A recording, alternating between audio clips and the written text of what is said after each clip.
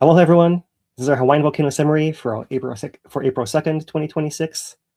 Kīlauea's ongoing eruption has remained paused for 23 days now, following episode 43, which is its longest lava-free interval since this eruption began back in December 2024. We're looking at a live view of the V3 camera here, showing both north and south vents continuing to degas. And looking at the nighttime views over the past few nights, you can see that there's been strong glow from both vents and persistent continuous glow for much of the time. Magma is quite near the surface, and USGS reports flying over on March 31st and seeing a spattering lava lake only 100 feet within the south vent over here. So lava is quite near the surface. It's recovering its pressure underground. Here is our ground tilt plot for Uekahuna, showing the drop during episode 43 and the recovery during 44, ahead of 44 thus far, including some weather effects on the station here. So our estimate currently sits between April 6th and 14th, given a current USGS forecast. And so that's what we're looking at from about Monday next week to the following week on Tuesday. However, most importantly of note to our community is that the National Weather Service has put out guidance. This is this morning's forecast that in particular shows that light background flow is going to become southeasterly on Monday and veering to southerly late Tuesday or Wednesday. Right? And this is all part of latest models showing the potential for heavy rain beginning in the middle of next week and entering into the weekend. So as well as potential for heavy flooding. So this is another storm front coming through that may be coincident with our episode 44 high fountaining. And as well, what's happening this coming week is a Merrie Monarch Festival in Hilo. So we may have a confluence of all those events, and may we be as prepared as we can for that.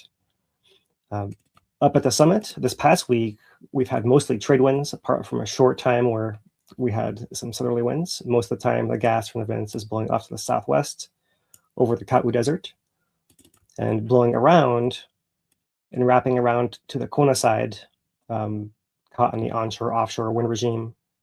And you can see the sulfate aerosol forecast here for the next couple of days, showing that fog lingering in South Hawaii and up around the Kona coast as well. And looking at our citizen science monitoring network from Purple Air, we can see increased PM 2.5 values along the Kona coast as predicted here. So that's what to watch out for, even between episodes. And as the winds shift, of course, that'll be our main concern for nearby communities, is the falling tephra and fog, which we should all be prepared to deal with coming up. Otherwise, earthquakes are fairly quiet still. There are still some events deep under the summit and shallower under the summit, as well as south flank events extending a little further east this week than previous weeks, and population of of deep Pahala events shown here in blue as well. So looking at the trends for the last month, here you see the earthquake counts per day. So we're actually below our average here for the last month. There's nothing unusual happening. And looking at the depth versus time, you can see that these clusters of summit events are actually getting a little bit less frequent here during this past week. Nothing major, but nothing too exciting happening there either. So, however, last week on Thursday actually, coming up on Friday, there were a swarm of 28 tectonic earthquakes beneath the northeast side of Mauna Kea and the Hamakua region between 3 and 6 miles below the surface, highlighted by 2 magnitude 3 events. However, none of this is related to magma movement, but likely beneath Mauna Kea at the boundary of Kohala Volcano and releasing stress that has accumulated over time in that area. So, and here's a map of where those earthquakes occurred last week there.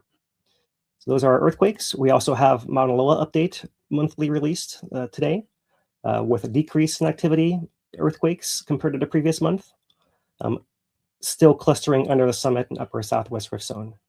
This is all associated with refilling the reservoir following a 2020 eruption, all as expected, and nothing else major to report there.